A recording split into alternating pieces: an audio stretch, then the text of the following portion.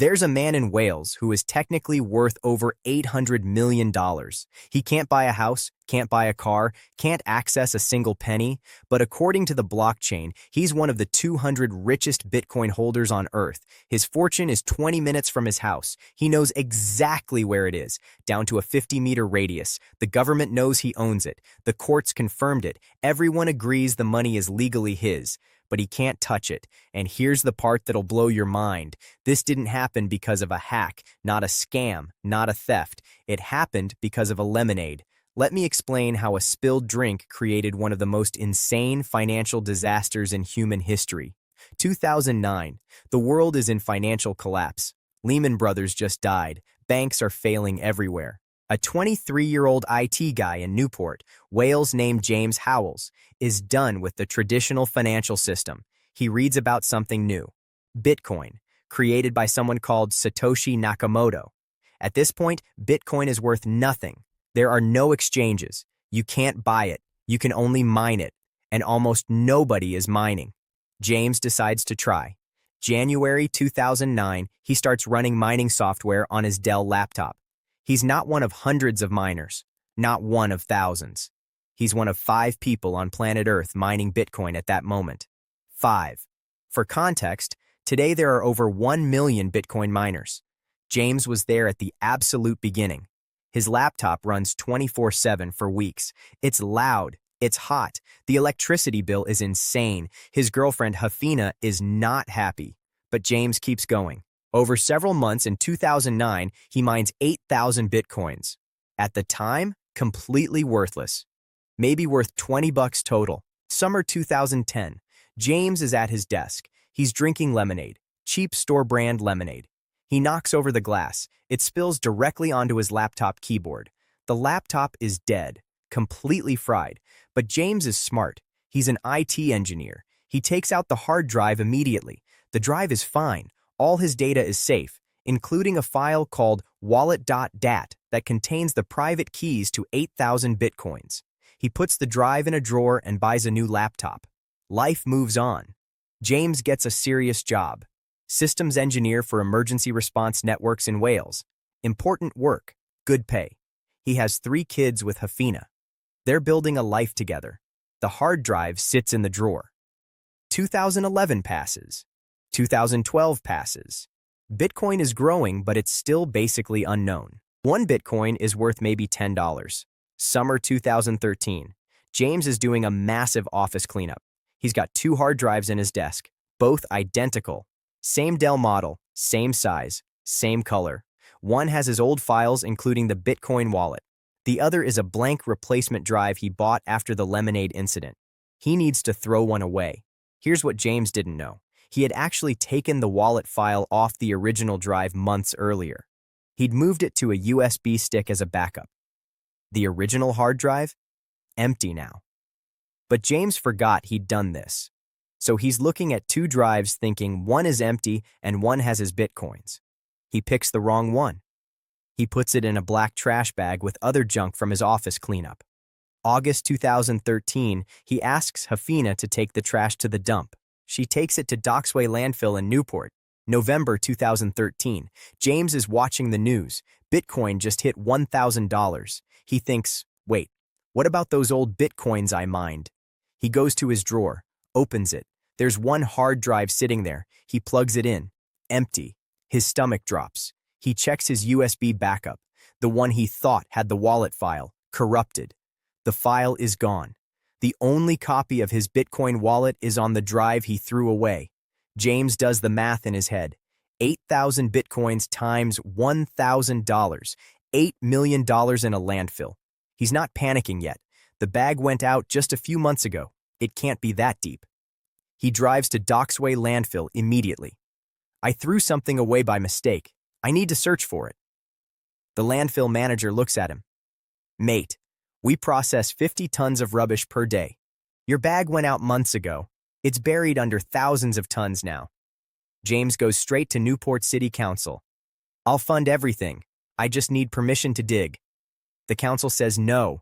James hires lawyers, environmental engineers, data recovery experts. He creates a professional excavation plan, artificial intelligence drones, ground-penetrating radar, robotic sorting arms, air quality monitoring, groundwater protection, safe, legal, funded entirely by him. He submits it to Newport City Council. They say no again, and here's where it gets absolutely insane. James doesn't need to dig through the entire landfill. The landfill has records. Every truck is weighed and logged. They know exactly what day every load arrived and where it was dumped. James knows the exact date, late August 2013. The records narrow it down to a specific area called Cell 2-4-A, 15,000 tons of waste. That sounds like a lot, but modern excavation equipment can move 1,000 tons per day. 2 weeks of work, maybe 3. It's not impossible. But here's the thing, most people don't know. Docksway landfill closed in 2019. It's not even active anymore. There's no public health risk, no disruption to operations. It's just sitting there, closed, capped with soil. And if you're thinking this story can't get any crazier, stick around because you have no idea what's coming. Make sure you're subscribed. 2021. Bitcoin hits $60,000. James's 8,000 Bitcoins are now worth $480 million. He makes Newport City Council an offer. Let me dig. I'll give you 25% of everything I recover. That's 120 million pounds. For free. All they have to do is say yes. Newport City Council says no. Their official reason? Environmental concerns and public safety. But here's what they're not telling you.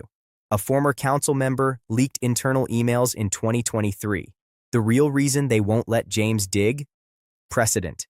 If they let James excavate the landfill, they're worried other people will demand to search for lost items, wedding rings, hard drives, important documents. They're afraid of setting a legal precedent that could open the landfill to thousands of requests. So they'd rather say no to 120 million pounds than risk future headaches. James is desperate now. He reduces his offer to 10%. That's 48 million pounds. Still no. 2024. Bitcoin hits $100,000. James's 8,000 Bitcoins are now worth $800 million. He's one of the richest Bitcoin holders on the planet. But he can't access a penny. And here's where James's life completely falls apart. He lost his job. The obsession consumed him. He couldn't focus on anything else. He lost Hafina. She left and took the 3 kids. In an interview with The Guardian, Hafina said something heartbreaking. James begged me to take that trash bag to the dump. He was insistent, and now he blames me for it. James admits in interviews he subconsciously holds her responsible. Even though it was his mistake, he chose the wrong drive. He asked her to take it. But the human brain doesn't work rationally when $800 million is involved. James's entire life has become about this hard drive. He's assembled a team of the world's best data recovery specialists. People who've recovered data from the Challenger space shuttle disaster, from planes at the bottom of the ocean. They all say the same thing. If we can reach the drive, there's an 80 to 90% chance we can recover the data. Hard drive platters are incredibly resilient.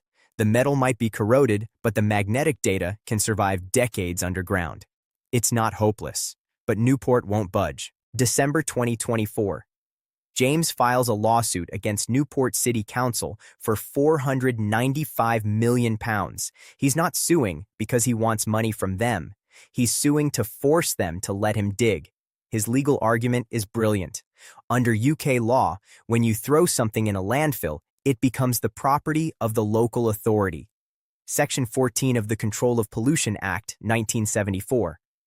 But James argues he didn't willingly dispose of the hard drive. It was a mistake. He also argues he has intellectual property rights because he created the value of those bitcoins by mining them. The Bitcoin network's public ledger proves he mined them in 2009. It's his money. January 2025, just weeks ago. The High Court rules against James. The judge says once the hard drive entered the landfill, it legally became council property. Even though James owns the Bitcoin, even though he mined them, even though everyone agrees they're his, the physical hard drive belongs to Newport City Council, and without that hard drive, he can't access the Bitcoin. James appeals. March 2025. Court of Appeal. They refuse to even hear the case. It's over. James's 12-year legal battle is finished, except it's not. Because in February 2025, James made an announcement that nobody saw coming. He's trying to buy the landfill. Considering purchasing landfill site, funding secured. If he owns the land, the council can't stop him from digging. He's got hedge funds and crypto investors lined up. They're willing to put up the money to buy the entire landfill property.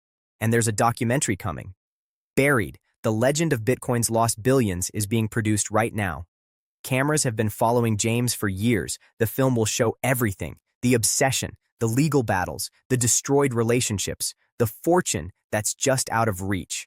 Release date, late 2025. Here's the final twist that almost nobody knows. James isn't the only person with a claim to those Bitcoins. In 2022, a group of early Bitcoin developers came forward saying they helped James set up his mining software in 2009. They're arguing they're entitled to a percentage of any recovered funds because they contributed to the creation of that value. So even if James gets the hard drive, even if the data is recoverable, even if he can access the $800 million, he might have to fight them in court too. This story isn't over. James is 38 years old now. He spent a third of his adult life chasing this fortune. No job, no family, no money, but technically worth $800 million. Every time Bitcoin goes up, he watches his net worth climb on paper. November 2024. Bitcoin hit $100,000. His 8,000 coins were worth $800 million. December 2024, Bitcoin dropped to 90,000. He lost $80 million in value in 24 hours. Money he never had. Money he can't touch. Living as a billionaire on paper while scraping by in reality. Imagine throwing away $800 million. Imagine knowing exactly where it is, 20 minutes from your house. You know the location down to 50 meters. You've got the funding, the team, the plan, but the law says you can't have it back. $800 million in a closed landfill that nobody is using, and you can't touch it. So what would you do? Would you spend your life fighting like James? Would you walk away? Would you try to buy the landfill? Drop a comment. I'm genuinely curious. And if this story blew your mind, hit that subscribe button because I've got more stories like this that'll make your jaw drop. See you in the next one.